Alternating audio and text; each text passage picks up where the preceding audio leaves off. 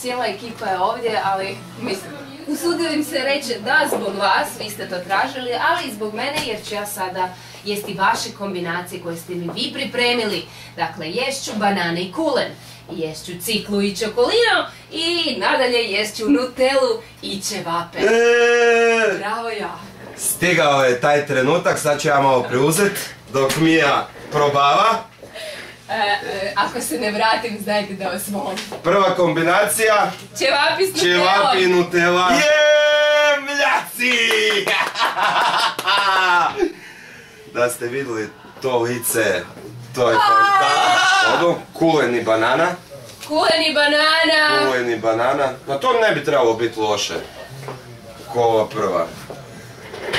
To je fino. Voliš banane, voliš kulen. Ja! Idemo treća kombinacija, moja omiljena, čokolino i cikla.